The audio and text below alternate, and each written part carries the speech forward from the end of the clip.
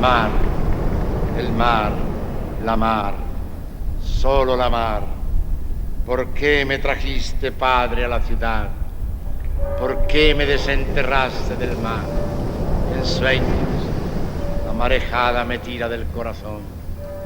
Se lo quisiera llevar. Padre, ¿por qué me trajiste acá?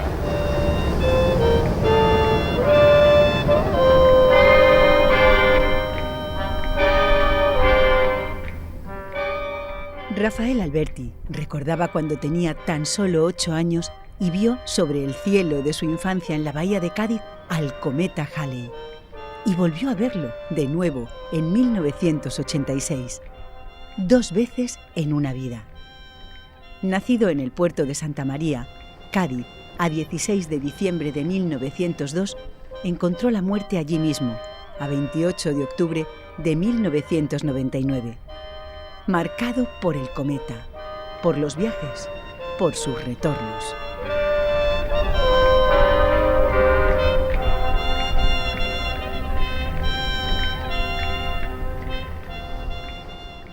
Rafael Alberti nació en el seno de una familia de origen italiano, de acomodados bodegueros venidos a menos.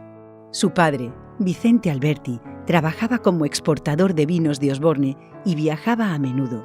Rafael empezó a estudiar con las carmelitas y después ingresó en el Colegio de Jesuitas San Luis Gonzaga, donde había estudiado Juan Ramón Jiménez, uno de los principales referentes para los jóvenes de la generación del 27, la promoción literaria a la que se sumaría el poeta portuense. Veía que íbamos destacando demasiado, ya su amistad no era la misma. No era la misma y nos criticaba. De mí decía, ¿ha visto usted? Ese Alberti anda ahora nada más que con toreros y con gitanos. Y era una mentira soberana. Pero era el momento que empezaba a decaer la amistad, aunque nunca decayó. Yo por Juan Ramón tuve una admiración extraordinaria y cuando vino a Buenos Aires en 1945, yo lo esperaba en el barco, ¿verdad? En el muelle de Buenos Aires y le acompañé a todas sus conferencias que dio. Cosa extraordinaria que yo le recordé. Juan Ramón, usted me va a perdonar que le diga, está dando ahora conferencias. Cuando se peleó con nosotros en aquella época, porque dábamos conferencias, porque a usted no le gustaba para nada que se dieran conferencias. Y ahora está usted en Buenos Aires dándole bueno. Se sonrió y en fin, dio una conferencia maravillosa. Desterrado del mar, Rafael Alberti viajó desde el puerto de Santa María a Madrid en 1917 con un caballete bajo el brazo. Años más tarde, durante un verano en la Sierra de Guadarrama, comenzará a escribir Marinero en tierra, congeniando de por vida su pasión por la pintura con la poesía. Allí se relacionaría con algunos de los autores con que iba a rendir homenaje a Luis de Góngora, en Sevilla, en 1927, la marca literaria de una generación que se encontraría a menudo en los pasillos y salones de la residencia de estudiantes. Hacíamos muchos juegos, eso unos contra otros. Gerardo Diego era casi el maestro en mover esas cosas que luego publicaba en su revista Carmen y Lola, la publicaba en Lola. Gerardo contó todo el centenario de Góngora en plan de broma en la revista Lola. Es una crónica realmente estupenda, ¿verdad? En esos años fraguó una intensa amistad con Federico García Lorca, en la que no cejaría hasta su asesinato. También se hermanó para siempre con Pablo Neruda, cuando éste llegó al consulado de Chile en Madrid. Había un poeta portugués que fue, y que Federico andaba por el jardín de la residencia preguntándole por si conocía a los poetas, los escritores españoles, y le preguntó de pronto, ¿conoce usted a Baroja? Y el otro portugués dijo, no, un cuñazo. Y Federico dijo, ¿ves tú lo que yo te decía? Un coñazo. Y cuando llegó Neruda a España, fue Pedro Salinas el que llevó unos poemas de Neruda de Residencia en la Tierra, inéditos, los llevó a la revista de Occidente y fueron publicados los poemas de Neruda por primera vez en España. En 1931 romperá su relación con la pintora Maruja Mayo y abraza el amor de la escritora y activista María Teresa León. Con ella, en Rota, y durante un viaje flamenco a Cádiz, conocieron la proclamación de la Segunda República. Con ella viajará a Berlín, a la Unión Soviética, Dinamarca, Noruega, Bélgica y Holanda, donde ambos asistirán al primer Congreso Mundial contra la Guerra, presidido por Henry Barbus. Transcurría 1932, el mismo año en que Adolf Hitler y el partido nazi llegan al poder en Alemania. ¿Cómo ser neutral, sin amago de escalofrío, entre tales terribles circunstancias históricas? Allí presencian el incendio del Reichstag y la lucha heroica de los obreros en el barrio de Wedding. Decidió regresar a España. El auge del fascismo y del nazismo tiene mucho que ver, en general en Europa, en el caso de Rafael Alberti. Estando en Alemania, Rafael Alberti asiste al incendio del Reichstag por los nazis y se da cuenta de lo que es el auge nazi.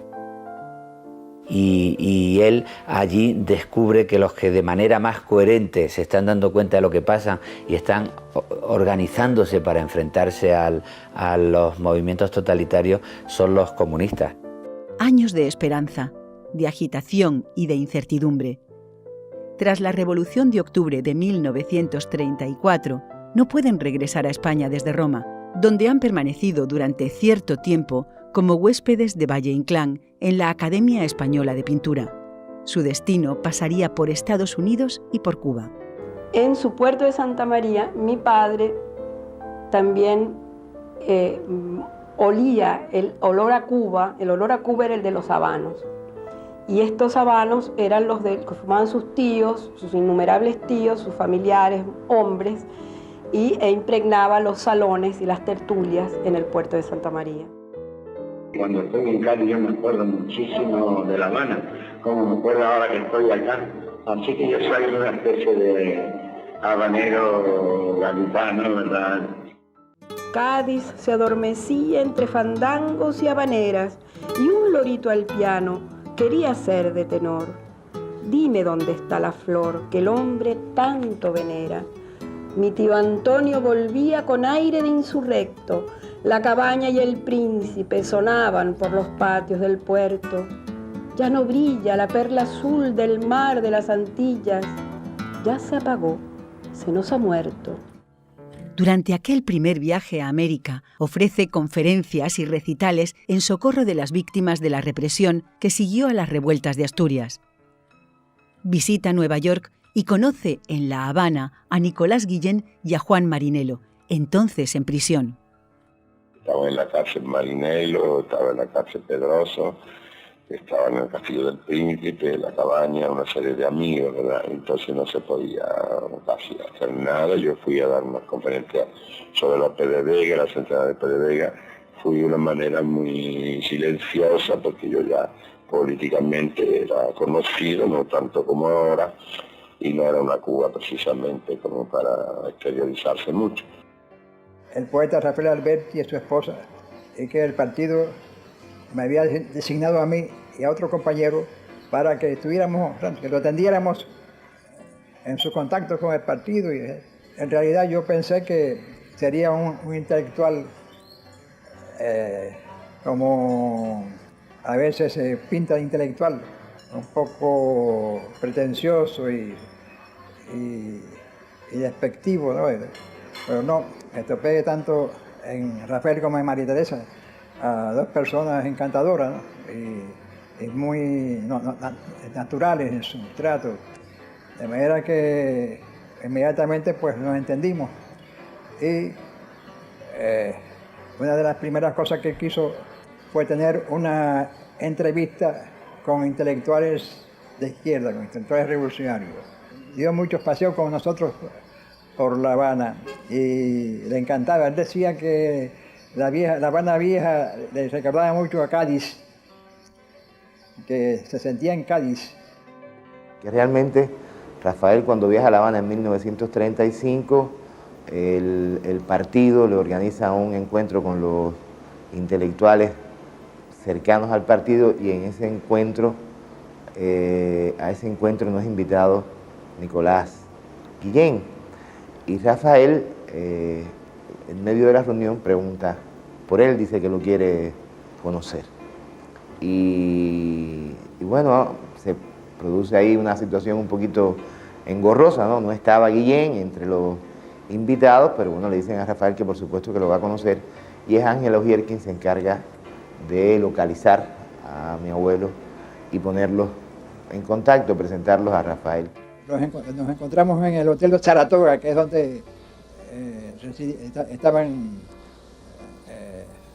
los huéspedes, la prima María Teresa, que ahora ya no existe, pero está, creo que en reconstrucción actualmente, que está en Prado y casi aquí en Monte, como si fueran amigos viejos ya, el encuentro. Y ya desde entonces pues hicieron una amistad de toda la vida.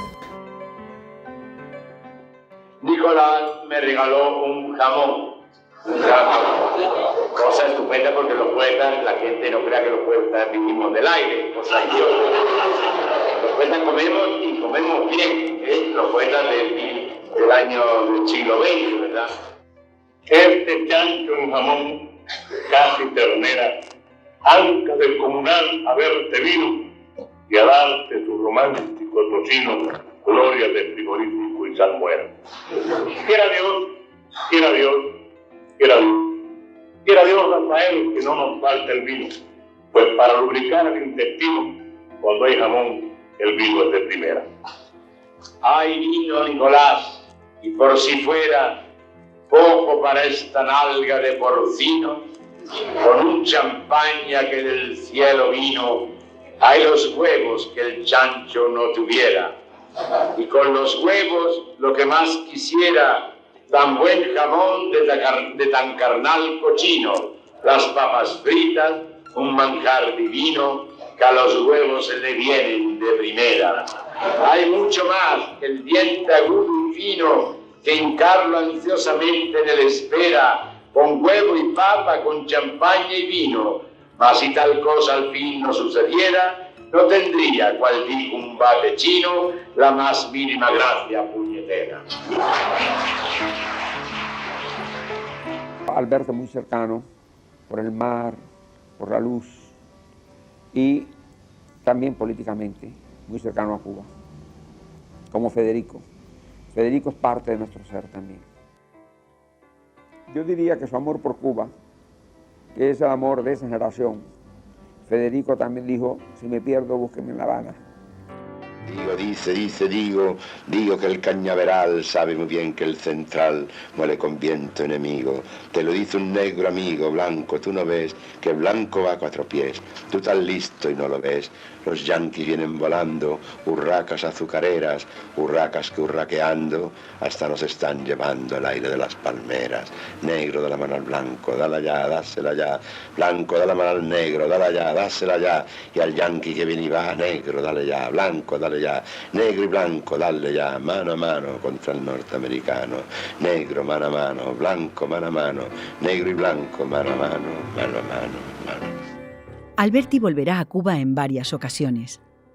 La última, en 1991, acompañado por su nueva esposa María Asunción Mateo, cuando al poeta portuense le fue otorgado el doctorado honoris causa por la Universidad de La Habana, la ciudad donde sigue residiendo su hija Aitana. El título de doctor honoris causa de la Universidad de La Habana, por supuesto en el aula magna, el elogio lo hizo Roberto Fernández Retamar, pero pasó una cosa muy linda, que cuando Fidel y mi padre se conocen, surgió entre ellos como una chispa de amistad grandísima, que eso fue una simpatía mutua instantánea. Estoy muy conmovido, muy entusiasmado, ¿verdad?, de ver esta cordialidad maravillosa de los cubanos, de los habaneros, que son, como yo, muy gaditanos, todos ellos. Se asemejan mucho a la provincia de Cádiz, al Cádiz al que yo pertenezco. Vivieron una experiencia que los marcó en su juventud. Esa experiencia fue un poco la primera revolución socialista del mundo, la revolución de Lenin. Es el momento en que los surrealistas, varios de ellos, Eluard, Aragón, se convierten al marxismo. Es el momento de Brecht, el expresionista alemán, gran teatrista que se convierte en marxista. Es el momento de la gran poesía de Mayakovsky en Rusia. Y en América Latina, Vallejo, Neruda, Nicolás Guillén.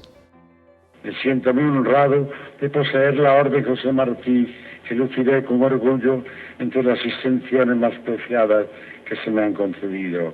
Hoy, ya casi a finales de este siglo, lleno de injustas guerras, quiero que mi voz repita una vez más al pueblo de Cuba: nosotros estamos contigo, nosotros te ofrecemos nuestro hombro, nuestros puños cerrados, toda nuestra energía, la fuerza que hoy estalla bramando en nuestra sangre, al sentir si sabes hermana de la tuya, revolución cubana, revolución obrera y campesina, revolución de los trabajadores blancos, de los trabajadores negros de la isla de Cuba.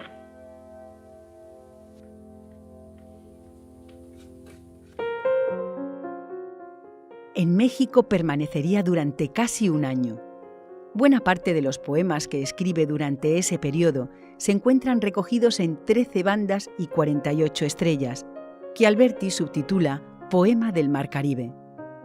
Textos contra el capitalismo y los dictadores, a favor del mestizaje frente a la dominación exterior. He ahí el núcleo ético de esta obra que precede a su regreso a una España en vísperas de la Guerra Civil, en cuyo transcurso se ocuparían de salvar los tesoros artísticos del Prado y su poesía se convirtió en la de las trincheras.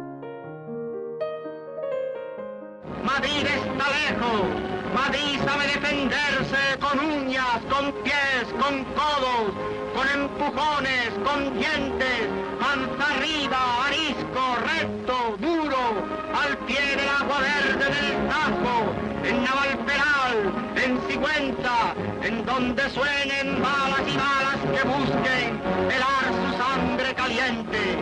Madrid, corazón de España, que es de tierra, dentro tienes y se le escarba un gran hoyo profundo, grande, imponente, como un barranco que aguarda.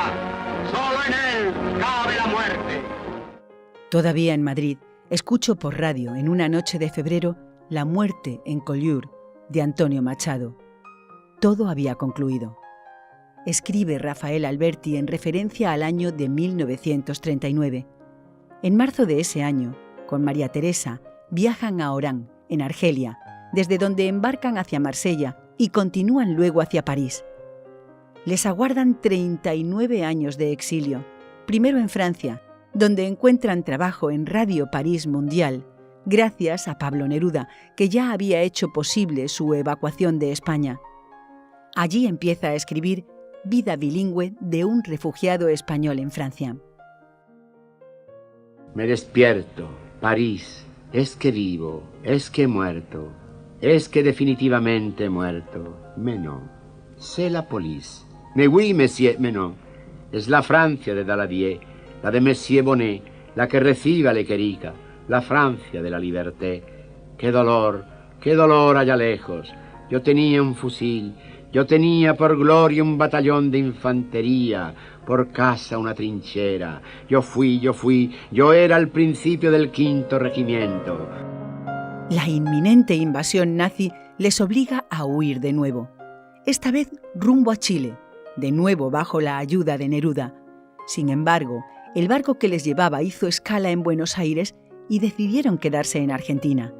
Allí, como escribe Alberti, buenas manos amigas les tienden redes de esperanza.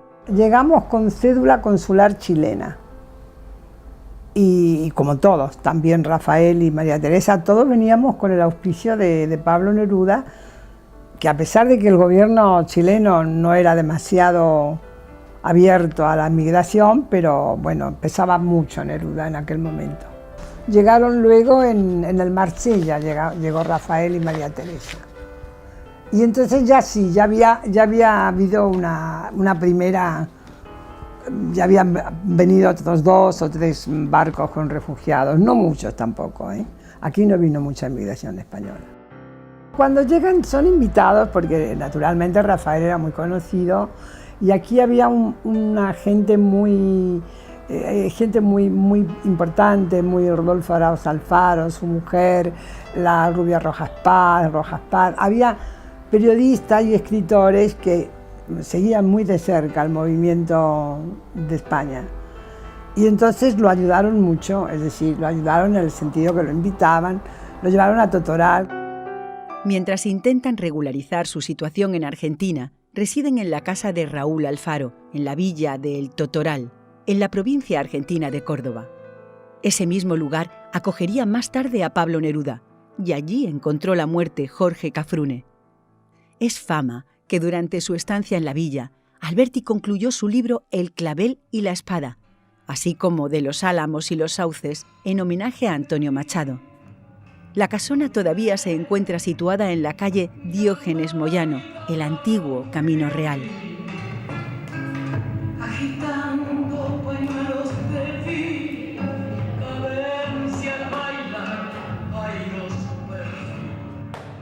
Cuando llegó Rafael Alberti a este pueblo yo tenía 9 años. Él llegó el año 40, a fines del 40.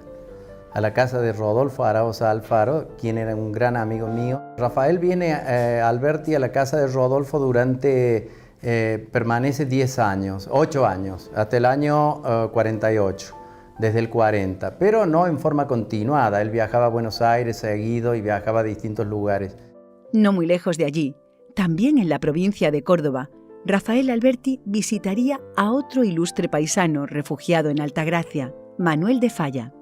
Mi padre, junto con Paco Aguilar, un gran laudista también exiliado, que formaba parte del famoso cuarteto Aguilar de la UDES, y un pianista argentino, Donato Colaccelli, en la primavera del año 1945, van a Córdoba, en la Argentina, y interpretan un recital preciosísimo, que es la historia lírica del laúd a través de los siglos.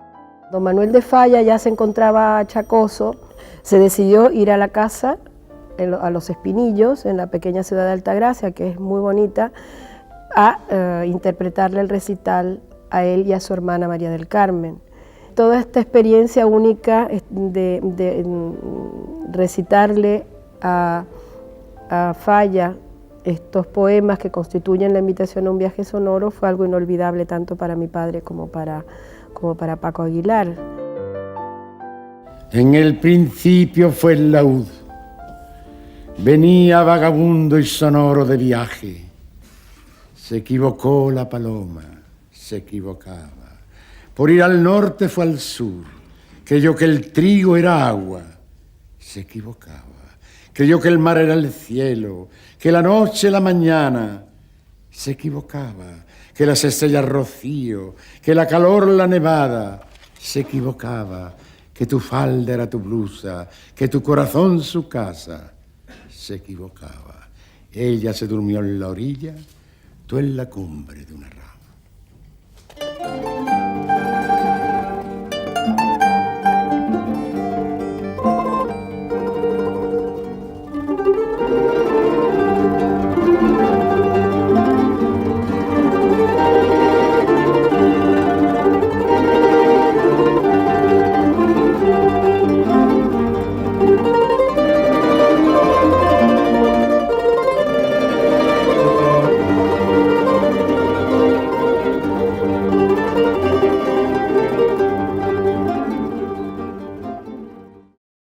En una época me tocó estar a cargo de la parte cultura acá en la Municipalidad del Totoral y leyendo un diario importante de Córdoba, leo un reportaje, una entrevista que había hecho un reconocido jurista, constitucionalista argentino, como es el doctor Pedro J. Frías, que había visitado a Rafael Alberti allá en España. Le dice, ¿y usted qué le pediría a la gente de Totoral?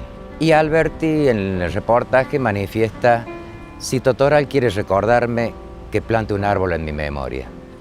Bueno, leer esa página me pareció importante, una deuda que se podía pagar con Alberti, y decidimos a ser un cantero y cumplir ese sueño de Rafael Alberti. Y en el año 92, alguien del personal doméstico le comenta a Alberti de que había un árbol acá en Totoral dedicado a él. Y curioso, se llega a la plaza y lo mira, y al leer esa frase, esa dedicatoria, un poco, claro, con la edad, ya sus 90 años, pidió que nos invitaran a los que habíamos participado en eso para conversar con él. Y bueno, fue así que ese 8 de noviembre del año 92, algo que me quedó grabado, tuve la oportunidad de conocerlo y recordarle esa entrevista. Indudablemente que sí reconoció que eso había dicho y que era su anhelo que se lo recordara a través de un árbol.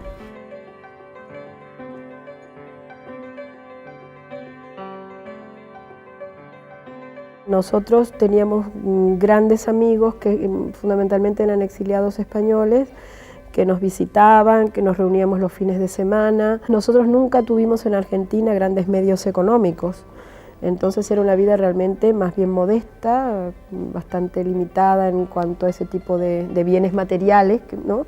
Pero de una gran riqueza de otro tipo, porque por allí pasaban, bueno, pasaba todo el mundo, tanto pintores como escritores, como actores. Y fue muy ayudado por la comunidad judía. Los judíos de mucho dinero que había aquí le dieron mucha ayuda, le compraban muchos dibujos, él hacía exposiciones con dibujos que luego subastaba o que vendía caros. El encuentro con ellos para mí significó una experiencia maravillosa por cómo eran ellos, de generosos, de alegres, de dedicados a los otros. Solamente tengo recuerdos realmente hermosísimos y fue una de las épocas más hermosas de mi vida. Todo el mundo lo quería, Rafael, ya fueran artistas, amigos, pintores, Lea Lublin, Gloria Alcorta, todo el mundo lo quería y él quería a todo el mundo, pero especialmente a sus perros. En Buenos Aires, Rafael Alberti y María Teresa León se afanan en distintos trabajos que incluyen publicaciones de libros, exposiciones de pintura, conferencias, intervenciones radiofónicas o estrenos teatrales, pero ambos mantienen activa su militancia política. En España siempre hay el dúo, tienes en los toreros, en todos, siempre hay Maura sí, Maura no, bienvenida, siempre ha habido dos. Y yo podría decir que en realidad no, porque ha sido distinto. Yo soy lorquiana porque por las condiciones también en que pasó, por cómo murió, cómo lo mataron, cómo he convivido con él como actriz. Pero a Rafael lo quiero mucho, muchísimo. Así que en mi caso no se da esa dualidad. Creo que Rafael siempre tuvo un poco de celos de eso. Porque yo no creo que las obras de teatro de Rafael tiene otro tipo de poesía. María Teresa de alguna manera lo trataba a Rafael como si tuviera que inventarle juguetes, porque todo lo que se hacía, ya sea la Arboleda Perdida, siempre creaba cosas. Que si había una fiestita, que si había que ir al Uruguay, que si había que comprar la Arboleda Perdida, que si había que ir a París, que si había que ir a Roma, que si había... Siempre era María Teresa que era como que le estaba creando un círculo alrededor de Alberti. Esa es la idea que yo tuve mientras compartí la vida con ellos. De todas maneras, cada uno a su modo eran dos hermosas personas. Rafael tiene toda una serie de intervenciones con sus poemas, sobre todo con Juan Panadero, porque la Argentina, antes de que se terminara la Segunda Guerra Mundial, era un punto de apoyo por parte de los comunistas cuando Francia no estaba todavía liberada, no participa. Me refiero dando gritos por la calle ni ninguna cosa, pero participa normalmente y es María Teresa en lo fundamental la que organiza las cuestiones, ¿no? Una de las cosas que lo hicieron a los Alberti apresurar su vuelta a Europa y dejar la Argentina, fue una noche que estaba Aitana sola en la casa de la calle Pueyrredón. Los Alberti estaban en la Arboleda Perdida y de repente a las 2 de la madrugada golpean la puerta, se anuncian detrás de la puerta los policías que tienen que entrar a revisar la casa. Y entonces entraron y bueno, me dijeron que preguntaron por supuesto que dónde estaban mis padres, yo dije que no lo sabía. Y inmediatamente, claro, en fracciones de segundo tuve que hacerme cargo de esa situación tan desagradable. Me preguntaron si había armas, yo les dije que, bueno, si los cuchillos de la cocina son armas, hay armas. Y entonces me contestaron de una forma brusca, ¿no? Como diciendo que dejara, que no les tomara el pelo de alguna manera, ¿no? Eso motiva que ya empezó a rondarnos la idea de trasladarnos a Europa, y como lógicamente no podía ser España, se eligió Italia, y en el año 63 se concreta este viaje.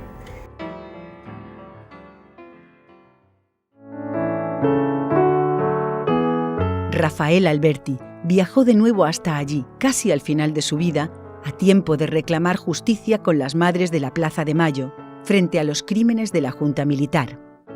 Aquí está el general. ¿Qué quiere el general? Una espada desea el general. Ya no existe espada, general. ¿Qué quiere el general? Un caballo desea el general. Ya no existen caballos, general. ¿Qué quiere el general? Perderse por la tierra desea el general. Ya no existe la tierra, general. ¿Qué quiere el general? Morirse como un perro desea el general. Ya no existen los perros, general. ¿Qué quiere el general? ¿Qué quiere el general? Parece que está mudo el general. Parece que no existe el general. Que ya ni como un perro se ha muerto el general. Que el mundo destruido, ya sin el general, va a empezar nuevamente sin ese general.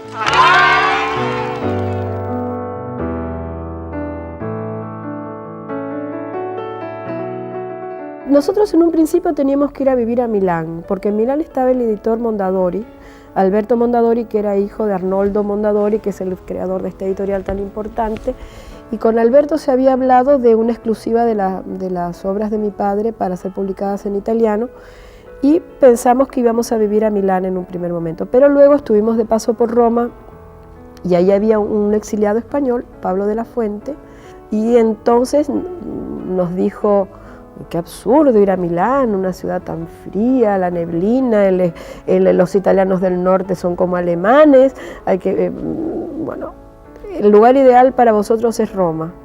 Y entonces cambiamos la idea cambiamos a Milán por Roma. Io mi sento un poeta romano, come ho detto, e credo che con Gioacchino Belli, con Trilussa, io formo qualche parte di questa costellazione dei poeti. E io mi chiamo Alberti e questo Alberti mi dà certo diritto a considerare l'Italia come la seconda patria mia. Per questa ragione io credo che questo Alberti funziona molto bene. Molta gente credono che io sono un poeta italiano, ma io sono un poeta spagnolo. Mi chiamo Alberti Sanguinetti, Sánchez Bustamante, Gómez González, etc.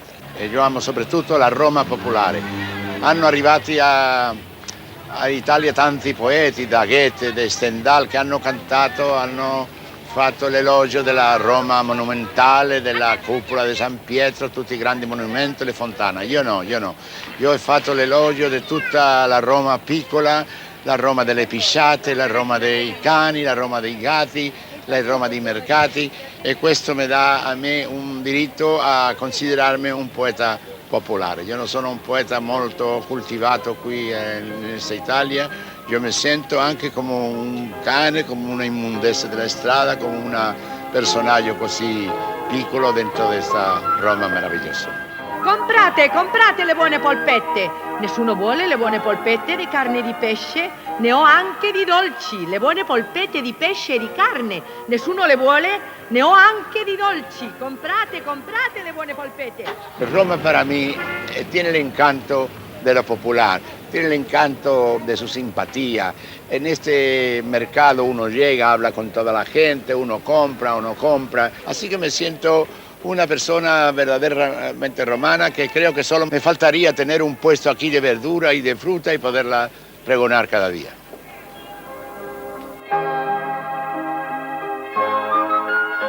Roma te acecha, Roma te procura, a cada instante te demanda Roma. Roma te tiene ya, Roma te toma, preso de su dorada dentadura. Quieres huir y Roma te tritura, no ser para que Roma no te coma, pero Roma te traga, te enmaroma y hunde en su poderosa arquitectura. ¿Qué hacer, oh Roma en tal estado, ingerido por ti, desesperado, nula la lengua, nulo el movimiento? Si tanta admiración por tanto arte le sirve a Roma para devorarte, pasa por Roma como pasa el viento. La gente, según recuerda Alberti, creía que Franco no era inmortal, sino inmorible. Sin embargo, murió un 20 de noviembre de 1975 y un año y medio después, a 27 de abril de 1977, María Teresa y él regresan a la península.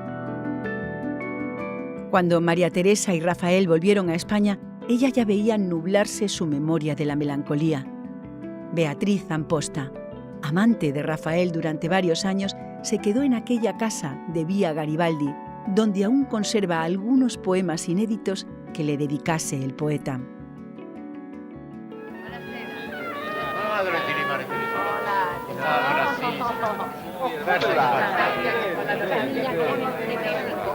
México, qué maravilla, qué valiente, toda mexicana.